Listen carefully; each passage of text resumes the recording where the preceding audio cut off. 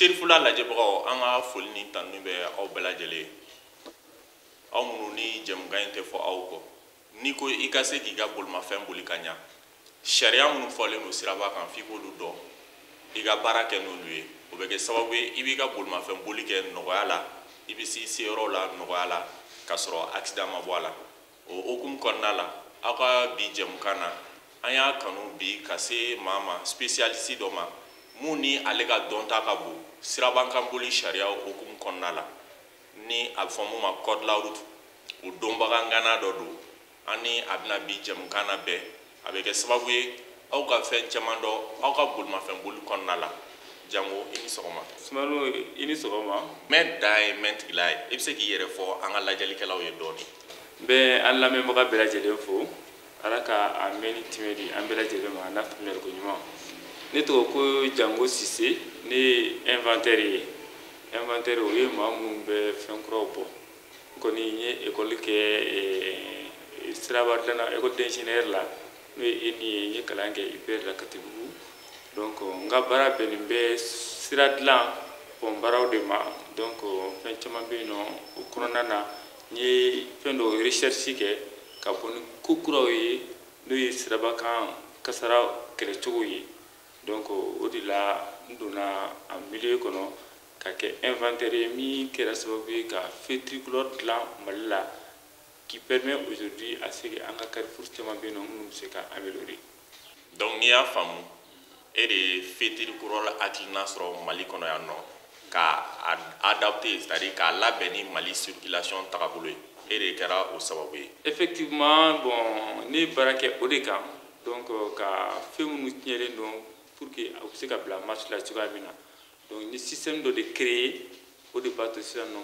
feu ninnu u bɛ circuler tranquillement problème ba t'u la système a bɛ application na et yɔrɔ caman bɛ yen nɔ déjà an commencera ka a installer yen nɔ. O faamuna monsieur Janko maintenant n'i y'a mɛn code la route e yɛrɛ ka faamuyali la e bɛ se ka code la route ɲɛfɔ bakuruba jumɛn na walasa lajɛlikɛlaw k'a faamu k'a fɔ code la route yɛrɛ ye mun ye. Code la route n'i ye a fɔ mɔgɔw ye u b'a fɔ ko photo de don ou bien sirabakan sariya don mais a bakuruba la dɔnnaw farala ɲɔgɔn kan ka u hakilina kɛ kelen ye k'o dilan k'o kɛ gafe ye an b'a fɔ min ma ko code la route dɔnna jumɛn ni jumɛn de don a fɔlɔfɔlɔ o ye sirabakan dilannaw ye minnu bɛ siraba dilan olu de b'a dɔn a sira bɛ dilan nin yɔrɔ la i kan ka boli tan i man kan ka boli tan olu b'u ka sira dilan ni fɛɛrɛ min ye u bɛ kangaridaa kɛ mɔgɔw ye o fɛɛrɛ de kan ka o papier bɔ k'o di an ka soba kɔnɔ filanan mobili minnu bɛ mobili dilan olu fana bɛ mobili dilan ni fɛɛrɛ min ye o fana b'a dɔn mobili boliko ɲuman i ka se ka hɛrɛ sɔrɔ a kɔnɔ i ka se ka lakana a kɔnɔ donc olu b'o fɛɛrɛw dilan k'o di aw ma aw ka ka mobili boli o cogoya la o kumakanw fana bɛ sɛbɛn k'o kɛ gafe kɔnɔ k'o di an ka soba kɔnɔ mɔgɔw ma sabanan o ye minnu ye an ka kɛnɛya so olu de b'a dɔn ko adamaden karisa bɛ se ka bolifɛn boli karisa tɛ se k'a boli donc karisa n'i ye nin fɛn suguya ta a b'a nɔgɔya i bolo karisa n'i y'a ta a b'a gɛlɛya i bolo olu b'u hakilinaw fɔ k'o d'a ma an b'u bila an ka soba kɔnɔ et naaninan ni document minnu filɛ nin ye i b'a sɔrɔ état ka musaka bɔ b'a kɔnɔ donc an ka économiste fana bɛ olu fana b'u ta fɔ k'o di an ma an b'u bila gafeba in kɔnɔ gafeba in de bɛ fara ɲɔgɔn kan sisan ka taa di an ka sariya so ma olu de bɛ papier dilan ka kɛ o gafeba in na k'a fɔ maa ma n'i ye dankari siraba dilannaw ka fɔta la n'i ye dankari mobili dilannaw ka fɔta la n'i ye dankari dɔgɔtɔrɔw ka fɔta la n'i ye dankari gouvernement ka nafasɔrɔ sira la an b'i ɲangi nin na donc o document o fila de bɛ mɔgɔw bolo bi n'an b'a fɔ min ma ko code la route mais code la route a tilalen don o document de kɔnɔ an bɛ min ye couramment chauffeur bolo bɛ minnu utiliser o de ye an b'a fɔ nin de ma ko code la route simple n'o ye livre ni ninnu ye mɔgɔ bɛ minnu ta ka taa permis ta o la mais nin gafe ninnu n y'a fɔ cogo min na sariya bɛ sigi ka kuma ka bɛɛ kumakan fara ɲɔgɔn kan ka min ta ko bɛɛ k'a labato o de bɛ nin kɔnɔ n'an b'a fɔ o ma ko journal officiel de la route du code de la route donc o de bɛ yen nɔ donc o de bɛ nin maa naani bɛɛ kumakan la fara ɲɔgɔn kan ka kɛ document kelen ni min ma a bɔ a sira fɛ nin de bɛ k'i la. donc o ye code ɲɛfɔli bakuruba la fɛn minnu bɛ fara ɲɔgɔn kan ni o bɛ wele code la route ni ɲangili bɛ se ka b'o la i y'o o de fara ɲɔgɔn kan ko o ɲɛfɔ o kɔnɔna la Mali kɔnɔ an ka code mun b'an bolo sisan an bɛ ka baara kɛ ni mun ye yɔrɔ u y'a fɔ ko kura bɛ sen na mais an bɛ ka baara kɛ mun ye e yɛrɛ bolo est ce que fili dɔw b'a kɔnɔ est ce que dɔw jɛngɛnnen tɛ dɔɔnin est ce que dɔw man ka yɛlɛma e ka faamuyali la n'i ko code adamadenw hakili de don a bɛ dilan wagati min na hakilina min bɛ yen nɔ donc a bɛ kuma o de kan donc taalen ɲɛfɛ comportement kuraw bɛna kɔnɔ o tagalen ɲɛfɛ bolifɛn kuraw bɛna créer o tagalen ɲɛfɛ sira bɛna dɔgɔya mɔgɔw la fɛn caman bɛ se ka na kɔnɔ donc maintenant code ye fɛn dɔ de ye ale kan ka évoluer de avec la population donc mun kɛra kunu o ye kunu mɔgɔ ye fo bi est ce que degun dɔ b'a kɔnɔ donc effectivement n'i y'a lajɛ à la date d'aujourd'hui an ye fɛn dɔw y'a kɔnɔ d'abord sariya mun dilanna ko bɛɛ ka bato a appliquer Mali kɔnɔ a ka gɛlɛn donc dɔw bɛ yen nɔ hali bi gouvernement n'a ko k'a fɔ ko a b'a a fɔ mɔgɔw ka kɛ a cogoya la a bɛ se ka kɛ ni sababu ye ka mankan na wuli i n'a fɔ bolifɛntigiw ye sennanitigiw olu bɛ mobili boli bi caman b'a fɔ ko u tɛ ceinture de sécurité don n'o ye dugu kɔnɔla ye mais o gouvernement kɔni y'a exige kan n'u bɔra siraba kɔfɛ sira ninnu kan mais n'u bɛ dugu kɔnɔ u m'a exige mais en principe u m'a fɔ fana ko i kana don donc n'i y'a don i b'i yɛrɛ lakana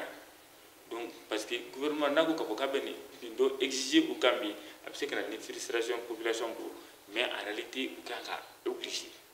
o ye kelen ye filanan o bolifɛn kelenw n'i y'u lajɛ bi défaut caman b'u la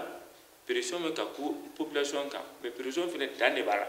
n'i y'a kɛ ɲɛrɔ ma ni population nana soulever contre toi a bɛ kɛ fɛn wɛrɛ ye i ka ko laɲinitɔla bɛ se ka na kɛ ni sababu jugu dɔ ye donc ala k'an kisi o ma o bɛ bolifɛn sen naaniw kan cogoya min na o bɛ bolifɛn sen filaw fana kan ten i n'a fɔ waati dɔ la an y'a exige ko ka casque don mais casque don dɔw ma jɛn n'a ye dɔw jɛnna n'a ye donc alors que fɛn min don a ka kan a ka don ka i yɛrɛ ni lakana o kelen filanan an y'a ye o mobili o moto kelen ninnu u bɛ bolila cogoya min na u tɛ sariya dɔn siraba kan an ko k'u ka permis ta ka dɔɔni faamuya siraba kan sariya la avant que u ka bolifɛn ta ka taa u yɛrɛ faga fɛn dɔw bɛ yen nɔ u bɛ s'u ma parce que u ka dɔnniya t'a dɔn bon an bɛ tile min na bi yɛrɛ dɔw yɛrɛ bɛ mobili moto bɛ bɔ ni minɛn minnu ye n'an b'a fɔ o ma ko rétroviseur u b'olu bɔ a la donc u t'u kɔfɛ fɛn dɔ donc olu bɛɛ tiɲɛna circulation na bon ni gouvernement ko bi k'a bɛ wuli ka nin kɛlɛ kɛ est ce que mɔgɔ min b'a faamuya ani mɔgɔ min t'a faamuya a bɛ kɛ cogo di donc o y'a ta problème donc nin sariya damadama bɛ yen nɔ olu appliquer bi vraiment a ka kan ka kɛ mais jusqu'à présent a ma se ka kɛ et comme n y'a fɔ cogoya min na bolifɛn dɔw fana nana don an senkɔrɔ bi n'o ye sen sabanitigi ye wotoronitigi ninnu donc katakataninw donc sariyaw bɛ ka dilan parce que code kura bɛ en révision il y a des parties qui sont même finies u bɛ relecture là au niveau de l'Assemblée pour que ni sariya minnu fɛn fɛn bɛna ta a tɛ ta ka di ka obliger population kan ten dɛ fo assemblée fana k'i sigi ka kuma kan k'a fɔ an jɛnna nin ka sigi malidenw kan donc ni sariya minnu taara donc obligatoirement maliyɛn bɛɛ de kan ka respecter donc o lecture b'a la fɛn caman bɛ yen nɔ an bɛ olu bɛ ka corriger a kɔnɔ a ma ban baara la fɔlɔ mais a bɛ kɔfɛ ka na. mais i ye yɔrɔ dɔ fɔ ko ni jamana ɲɛmɔgɔw ko ko u b'a kɛ diyagoya ye a bɛ se ka na ni kɔlɔlɔ ye ne kɔni bolo bɛɛ n'i ka faamuyali cogo don ne bolo jamana ɲɛmɔgɔw olu ka baara fanba kan ka kɛ ka jamanadenw lakana de fɛn fɛn bɛ na n'u lakanani ye u man ka ɲɛ lajɛli kɛ o ko la donc u kan k'o kɛ diyagoya la ka d'a kan o de bɛ kɛ sababu ye ka lakanani kɛ sira man ka kɛ o kɛli la o man ka kɛ ni musala ye ka d'a kan o de bɛ jamanadenw lakana komi u ka baara yɛrɛ kun y'o de ye ka jamanadenw lakana fɛn fɛn bɛ se ka k'u ma hɛrɛ k'o sama ka s'u ma bɛɛ n'i ka faamuyali cogo don o kɔfɛ code kɔnɔna la ne tun bɛ fɛ an ka kuma yɔrɔ dɔ kan kɛrɛnkɛrɛnnenya la n'o ye priorité ko kuma jɔn fɔlɔ kan ka tɛmɛ ani distance de sécurité i bɛ taa sɔrɔ a fɔlen don ko ni e bɛ bolila mɔgɔ min kɔfɛ e k'an ka furancɛ dɔ to i n'o cɛ walasa a bɛ kɛ sababu ye o tigi mana bali ko la ka jɔ cogo o cogo e kana s'a ma donc o ko in fana kɛlen don degunba ye faamuyalibaliya b'a la walima ko wɛrɛw caman b'a la mais est ce que i bɛ se k'i da don o la k'u walawala kosɛbɛ walasa lajɛlikɛlaw k'o faamu. n'i y'an ka accident lajɛ kɛmɛ sara la ne bɛ se ka fɔ 30 u bɛ bɔ nin na adamaden n'i b'i ka bolifɛn kɔnɔ i mana voie min ta e de ye voie in tigi ye maa si mɛn ka bɔ a ka voie kɔnɔ ka don e kan tant que e ma yamaruya d'a ma n'i bɛ bɔ i ka voie kɔnɔ ka don voie gɛrɛ kɔnɔ fo i k'a sɔrɔ i bɛ se ka kɛ ka sɔrɔ i ma ko lase mɔgɔ ma donc o tɔgɔ la n'i ye siraba jateminɛ sisan nɔ i n'a fɔ k'i bɛ bolila sira kan ni voie caman b'a la ni voie b'a la donc e b'i ka voie kɔnɔ ka taa dɔ y'a ye sisan k'a fɔ ale bɛ voie min kɔnɔ mobili jɔlen bɛ yen nɔ ou bien fɛn dɔ jɔlen bɛ a ɲɛ ale bɛ se ka girin ka bɔ kɔnɔ dɔrɔn ka taa bila e ɲɛ bon n'a bɛna don e kan a man kan ka don ɲɛsin ma tant que e ma sira d'a ma o kelen filanan fɛnɛ e min ka kan ka i boli ɲɔgɔn kɔ aw minnu bɛ voie kelen kɔnɔ n'aw ka kan ka boli ɲɔgɔn kɔ distance dɔ de kan ka bila aw ni ɲɔgɔn cɛ min b'a to ni karisa girinna ka jɔ e fɛnɛ ka se ka se k'i jɔ ka sɔrɔ i ma se a ma mais an fɛ bi o ka gɛlɛn pourquoi parce que n'i y'o voie bila tellement que mɔgɔ kɔrɔtɔlen don dɔ bɛna nun sɔrɔ n'o y'a nun sɔrɔ n'i y'o tan dɔrɔn a b'a fɔ k'a fɔ ko a ye n tan kɔfɛ et il a en tête qu'il a raison c'est faux ni gouvernement ni sariya mɔgɔw ko k'a fɔ ko n'i ye mɔgɔ ta kɔfɛ ko c'est vrai article 2 bɛ na il faut supprimer ça du code de la route sinon ça contredit carrément ces deux articles là les conditions de dépassement avec code kɔnɔ si est-ce que maa min nana don ɲɛfɛ n'a y'a ta est-ce qu'il a respecté les conditions de dépassement s'il n'a pas respecté hali n'i y'a gosi a kɔfɛ c'est lui qui a été connu par derrière qui est fautif il doit être pénalisé mais malheureusement mɔgɔw y'a faamuya u kunkolo la ko n'i ye mɔgɔw gosi a kɔfɛ dɔrɔn ko tu as tort ça c'est faux hein si c'était vrai il y a deux articles ici il faut les supprimer du code ça n'a pas de sens donc o yɔrɔ la o priorité ko la mɔgɔw ka bila u kunkolo la ni mɔgɔ bɛ voie min kɔnɔ ka circuler ale de ye priorité o voie kan sauf condition 3 o condition 3 ye jumɛn i kana sɔrɔ sisan nɔ i ni siraba dɔ bɛna ɲɔgɔn cɛtigɛ a siraba in fanga ka bon n'i ka siraba ye parce que n b'a fɔ voie ma cogoya min na n'a fanga ka bon n'i ka siraba ye i b'a ye a bɛ sɛbɛn a kɔnɔ ko stop i k'i jɔ donc o kɔrɔ k'e ka voie priorité banna o yɔrɔ la o ye condition kelen filanan i kana sɔrɔ mobili dɔ tiɲɛlen b'i ɲɛ ni mobili dɔ tiɲɛlen b'i ɲɛ en aucune manière i man kan ka passer sabanan i kana sɔrɔ polisi jɔlen b'i ɲɛ ou bien i kana sɔrɔ fɛn minɛnen b'i ɲɛ n'olu ko k'i k'i jɔ yɔrɔ min na obligatoirement i kan k'i jɔ yen donc circulation b'a fɔ cogoya min na ni polisikɛ bɔra nin sira ale de fanga ka bon sira kan ni information bɛɛ ye ni polisikɛ bɔra yen feu bɛ na ni feu bɔra yen panneau bɛ na ni panneau bɔra yen règle de priorité à droite donc au ordre ça c'est bien de connu tout le monde mais ni maa minnu m'o respecter e nana directement k'a fɔ k'i bɛna mɔgɔ sɔrɔ a ka voie kɔnɔ k'i bɛ bɔ i ka voie kɔnɔ ka na don a kan mobili dɔ jɔlen bɛ ɲɛ dingɛ de bɛ ɲɛ wa fɛn dɔ de bɛ hali ni fɛn jɔlen b'i ka voie kan i man kan k'a fɔ k'i bɛ i ka sira bila obligatoirement que t'i bila voie dɔ in kan ka sɔrɔ i m'a maîtriser k'a fɔ maa min b'i kɔfɛ est-ce que i tɛ degun lase a ma e de ka sira minɛ ale ka sira ma minɛ o bolifɛn bɛ de ɲɛ dingɛ bɛ de ka voie kɔnɔ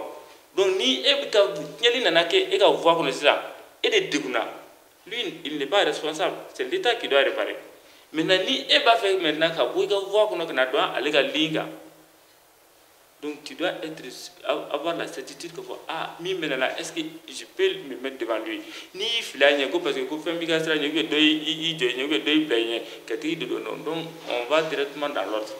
e min bɔra i ka voie kɔnɔ toi tu es le premier fautif et maintenant les juges vont comprendre pourquoi comment c'est arrivé donc i ni peine min ka kan ka kɛ kɔnɔ o b'o ɲɛf'i ye en un mot la priorité va dans ce sens donc o faamuna maintenant e yɛrɛ ka faamuyali la code signalisation horizontale b'a la verticale b'a la o ye gitron sanfɛtɛraw ani panneau ninnu maintenant panneau ninnu fɔcogo nɔgɔman jumɛn bɛ se k'a to lajɛlikɛlaw b'a faamu k'a fɔ nin panneau in bɛ nin fɔ nin panneau in bɛ nin fɔ tiɲɛ don an yɛrɛ y'a fɔ ko caman kɛ an ka jaw ni fɛnw na an y'a yira mais e fana ka dɔnta ka bon kosɛbɛ donc e bɛ se ka bakuruma fɔcogo mun fɔ ni a bɛ se ka faamuya o la nɔgɔman na k'a fɔ n'i ye nin ye dɔrɔn o bɛ nin de ko fɔ n'i ye nin ye o bɛ nin ko fɔ. Panneau min bɛ circulation na bi n'i y'a lajɛ a bɛ taa panneau 300 ani panneau 56 la mais a tilalen bɛ groupe 5 de ni ɲɔgɔn cɛ donc n'i ko k'a fɔ k'i bɛ panneau bɛɛ dɔn c'est comme il faut connaître les formules mathématiques donc panneau bɛ taa tɔgɔ jumɛn de la panneau groupe fɔlɔ n b'a fɔ ma ko panneau mun kerulen don mun ye rond ye olu ye panneau ye an b'a fɔ ma panneau impératif c'est à dire olu bɛ kumakan min fɔ o bɛɛ la bato diyagoya de la n'i ye panneau dɔrɔn ko c'est circulaire ko c'est rond a kɛra couleur b'a kɔnɔ donc ale mana min fɔ dɔrɔn o bɛ kɛ diyagoya de o bɛ kɛ n'a ko c'est interdit n'a ko c'est obligatoire n'a fɔ a balilen don a jagoyalen don a jagoyalen n'a ye min jagoya o bɛ jagoya de n'a ye min bali o balilen de don donc maintenant olu bɛ bɔ ɲɔgɔn na yɔrɔ jumɛn na o couleur ye i b'a sɔrɔ minnu ye bilenman ye n'a fɔ ye jɛman olu ye a balilen don o tɛ kɛ mais minnu ye bulalama ye n'a fɔ ye jɛman don a bɛ fɔ o ma ko jagoya olu bɛ kɛ mais fondamentalement n'i y'a kɛrulen dɔrɔn a bɛ kuma min f'i ye dɔrɔn o k'a fɔ k'o ye jagoya de i b'o kɛ o kan ka kɛ o yɔrɔ la ale kelen de bilisi tuguni k'a fɔ ko ni jagoya sariya ta ka bɔ i kan ni n ko sisan k'a fɔ ko karisa kana tɛmɛ nin vitesse kan nin yɔrɔ la n'a sera a bayɔrɔ ma ale de bɛ tila tuguni ka kɛ o rond kelen bɛna tuguni ka kɛ fond blanc ye couleur noire a b'a fɔ bon maintenant i tun ye vitesse min fɔ ko a interdilen don a banna yan a kelen pe de bɛ se ka ban min bɛ se ka ban o kɔfɛ fo n'i nana sɔrɔ i nana bila intersection na parce que l'intersection met fin à l'application de tous les panneaux n'i ye panneau yɔrɔ yɔrɔ sauf si c'est ni panneau sɔnba a jukɔrɔ min b'a jira k'a fɔ ko a bɛ taa nin kilomètre hakɛ la mais i mana sira dɔ tigɛ dɔrɔn o ye panneau fanga bannen ye donc fo ka panneau gɛrɛ de kɛ pour que ka mɔgɔ dɔ minnu bɛna yɛlɛ sira kan k'olu rappel k'olu ladɔnniya donc ni rond bɔra yen panneau min dalen b'o kan o ye panneau min ye seleke 3 ye buguso u b'a ko buguso triangle ye panneau ye ale t'a fɔ ko karisa nin kɛ diyagoya la a t'a fɔ karisa kana nin kɛ mais ale bɛ kɔlɔlɔ de ye k'i lasɔmi k'a fɔ karisa i bɛna se gɛlɛya ma yɔrɔ dɔ ma siraba kan gɛlɛya in bɛ se ka kɛ mun ye a bɛ se ka kɛ bɛkan tɛmɛ sira ye i kɔlɔsi bɛkanw na a bɛ se ka kɛ ekɔlidenw ka tɛmɛ sira ye i kɔlɔsi o la a bɛ se ka kɛ pont ye a bɛ se ka kɛ dingɛ ye a bɛ se ka kɛ gabakurun yɛrɛ bɛ jigin a yɔrɔ la a bɛ se ka kɛ pente ye a bɛ se ka kɛ virage ye tout comme a bɛ se ka kɛ jima yɔrɔ ye yɔrɔ minnu bɛ glissé donc ale kɔni b'a yɛrɛ de ka sira i kɔlɔsi i bɛna se gɛlɛya dɔ ma circulation sira kan hali feu i bɛna se feu ma ça veut dire que hali ni priorité b'i bolo sira kan i bɛna se a ma sisan a b'a fɔ ko karisa i kɔlɔsi i ka priorité bɛ se ka minɛ i la parce que feu bɛ yan hali ni feu tɛ yen nɔ tuguni a bɛ se k'a f'i ye karisa i kɔlɔsi i bɛna sira dɔ cɛ tigɛ hali ni priorité b'i bolo i kɔlɔsi i yɛrɛ la parce que adamadenw ka bila o kunkolo la seli o min ye an ka obligation ye a ka gɛlɛn i k'i seli ka ban k'i hakili ma taa yɔrɔ gɛrɛ donc mɔgɔw kana bila o kunkolo la toujours priorité bɛ ne bolo n ka ɲɛ tugun ka tɛmɛ non i ni maa min bɛ na ɲɔgɔn encourager i t'a hakili dɔn donc i janto i yɛrɛ la toujours a bɛ se ka kɛ a b'a dabɔ a kama komi a hakili yɛrɛ tɛ siraba kan c'est possible donc triangle b'o de fɔ ni triangle y'o fɔ sisan panneau sabanan o ye panneau carré ale côté 4 bɛɛ ye kelen seleke 4 de b'a la ale kɔni bɛ kunnafoni de di siraba kan a kabini bɛ yan nɔ a station bɛ yan nɔ dɔgɔtɔrɔso bɛ yan nɔ yan nɔ ye urgence ye yan nɔ ye jitayɔrɔ ye ale bɛ kunnafoni de di fɛn minnu sigilen bɛ siraba kan kɛrɛfɛ mɔgɔ ɲayɔrɔ minnu bɛ siraba kɛrɛfɛ souvent a bɛ se ka kunnafoni dɔw yɛrɛ fana di minnu bɛ siraba yɛrɛ kan i n'a fɔ ni ralentisseur bɛ siraba kan ale bɛ implanter a bɛ yɔrɔ min yɛrɛ dɛ a bɛ kɛ yen ou bien surtout a sinaba yɔrɔ bɛ voilà ou bien i tɛ sɔn sinamaw bɛ tɛmɛ yan fɛ ale a kumakan bɛ se ka sɔrɔ a jɔyɔrɔ yɛrɛ la tout comme a bɛ se ka fɔ fana don bɛ se ka kɛ nin wo fɛ n'i b'a fɛ ka taa gauche la a b'olu kunnafoniw di mais ale bɛ information dɔrɔn de di u b'a fɔ ko indication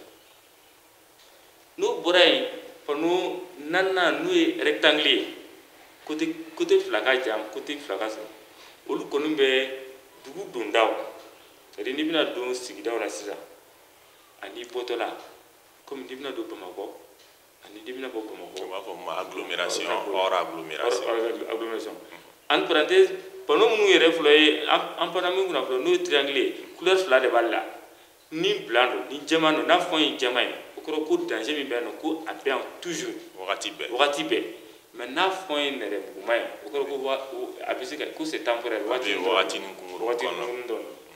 mais sisan i bɛna se panneau minnu ma n'olu ye localisation ye n'an b'a fɔ olu ma dugu donda ou bien dugu bɔda minnu bɛ yirali kɛ donc n'i bɛna don dugu kɔnɔ de sisan a b'a fɔ yan nin dugu de ye yan ye Bamakɔ ye n'i bɛna bɔ Bamakɔ a b'o panneau kelen de bɛna ka tɛrɛ kɛ a kan ko i bɔra Bamakɔ kɔnɔna la donc ale bɛ localiser ou bien n'i bɛna don forêt kɔnɔ sisan i bɛna don sigida yɔrɔ o yɔrɔ la ale bɛ kunnafoni di o de kan bon a couleur bɛ se k'a jira nin ye département ye nin ye région ye nin ye forêt ye ainsi de suite là mais a principal bɛɛ ye rouge sur fond blanc n'o dugu dondaw ye ni minnu y'a kɔnɔ qui sont verts i b'a sɔrɔ o ye forêt indication ye ou bien o déterminant en tout cas couleur gɛrɛw bɛ se k'a kɔnɔ i n'a fɔ vert ni marron ni fɛn gɛrɛw olu bɛ indication gɛrɛw di jiboli siraw ni fɛngɛw kan o ye o donda ye maintenant n'o bɔra yen sisan panneau dɔ bɛ yen nɔ an b'a fɔ o ma ko bɛfɔ n'o ye stop ye stop ale de bɔra panneau bɛɛ ɲɛ a ka kɔrɔ ni panneau bɛɛ panneau si tɛ circulation na min ka kɔrɔ ni stop ye ale ko de k'i jɔ ale ye seleke segin ɲɛɲinini foyi t'a la i jɔ i jɔ b'a la i jɔ t'a la i jɔ n'i bɛ se sira ma dɔrɔn i jɔ n'i y'i jɔ i b'a i kinibolo lajɛ k'i numanbolo lajɛ n'i y'a sɔrɔ ko maa tɛ ka tɛmɛ i bɛ se ka tɛmɛ mais a bɛ dɔw kɔnɔ ko n'i ye stop ye ko man kan ka jɔ non i man kan ka jɔ o tɛ i kan k'i jɔ hali i y'a yɔrɔ jan mɔgɔ tɛ i bɛ jɔli kɔni i b'o kɛ fɔlɔ obligation de don mais a labatoli ka gɛlɛn an fɛ yan kosɛbɛ dɔw b'a ye dɔrɔn u b'i sumaya dɔrɔn ka bɛn ma dɔrɔn u bɛ tɛmɛ entre parenthèses panneau kelen min bɛ se ka fɔ k'i k'i sumaya ka don o ye danger de ye danger kelen n'a b'o fana fɔ i b'a sɔrɔ a bɛ yɛlɛma a kun kan a nun bɛ pointer ka na dugumala la donc a bɔbara bɛ yɛlɛn sanfɛ o kɔrɔ k'a fɔ ko n'i y'o ye dɔrɔn o kɔrɔ k'a fɔ ko i ka priorité banna i sumaya i ka don a ma fɔ k'i k'i jɔ obligatoirement mais i sumaya i ka don bolokoli cogo wɛrɛ b'a la céder le passage ou bien céder de passage o bɛ se ka sɛbɛn a jukɔrɔ mais ale bɛ se ka kɛ hali ni céder de passage t'a la c'est-à-dire n'i ka priorité bɛna ban dɔrɔn a b'a fɔ i sumaya i ka don i bɛ se ka don mais priorité t'i bolo donc a ma fɔ k'i k'i jɔ i n'a fɔ ni mɔgɔ min bɛna don voie d'accélérateur ninnu kɔnɔ sisan ou bien n'i bɛna bɔ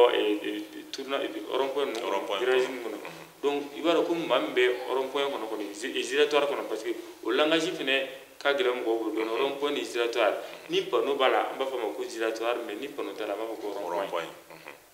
donc ni panneau b'a la o kɔrɔ ko maa min bɛ a kɔnɔ o de priorité mais ni panneau t'a la o kɔrɔ ko maa min b'a kɔnɔ o tɛ priorité dɛ min bɛna i droite fɛ régime de priorité à droite in bɛ continuer o la voilà donc o de rond-point ni giratoire différencié n'i ye hali ale panneau carré la dɔrɔn gouvernement kan k'i boli ka taa don parce que a bɛna ni confusion totale langage de don n'ale yera dɔrɔn a bɛ i informer avant à 50 mètres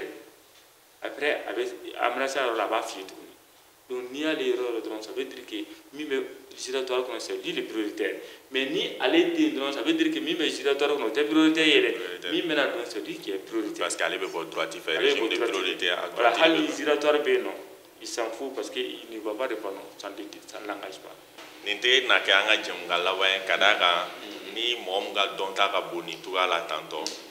vraiment an ka baara in dabɔra de walasa bolimafɛnbolilaw ka se ka caman faamu donc an ne tɛna fara ɲɔgɔn na an bɛna caman kɛ walasa caman bɛ se ka faamuya cogo min na cadreur bɛ k'an signaler k'a fɔ ko wagati sera wagati baaraw de don donc ni kuma laban min b'i bolo k'a kun cɛ surtout i yɛrɛ ka faamuyali la mun de bɛ se ka kɛ walasa an ka circulation in ko an ka sirabankanboli in ko bɛ se ka nɔgɔya an bolo accident ko bɛ nɔgɔya cogo min na. an bɛ aw fo minnu bɛ information na passer en général filanan fana n bɛ min fɔ n b'a fɔ population toujours u k'a ɲini ka kɔdi dɔn mɔgɔ t'i kɔrɔ kalama maa tɛ kodɔn kalama don o don fɛn kura de bɛ na ite min dɔn a bɛ k'i ɲɛna k'e ka faamuyali tɛmɛna kan non toujours an ka ɲini k'a dɔn an minnu fana bɛ a baara la il faut que an ka communiquer ɲɔgɔn ye an ka ɲɔgɔn dɛmɛ pour que maa minnu bɛ yen nɔ n'olu t'a dɔn an kana bila an kunkolo la u y'i tugu de a bɛ a caman bɛ yen o t'a dɔn a ɲinini k'a dɔn a ka d'u ye ɲinini k'a dɔn a ka d'u ye mais u t'a dɔn fɛn fɛn n'a bɛ kɛ sababu ye ka dankari ni la i b'a dɔn k'a fɔ ko tɛ ko ɲuman ye donc maa bɛ se ka taa se a yɛrɛ fagali ma yɔrɔ tuma o tuma dis-toi que a t'a dɔn de sinon n'i b'a dɔn i tɛ se ka dabɔ a kama ɲɛsin ma k'i t'i yɛrɛ faga o fɛn na donc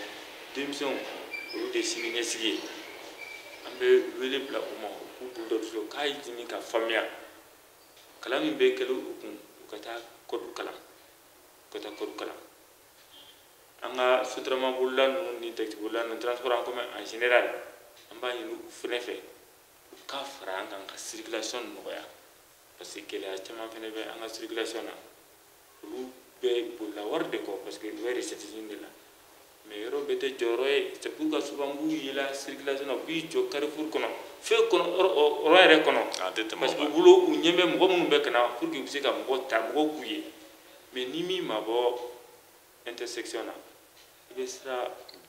débit dɔgɔya i b'a bloqué donc embouteillage caman bɛ créer circulation na à cause de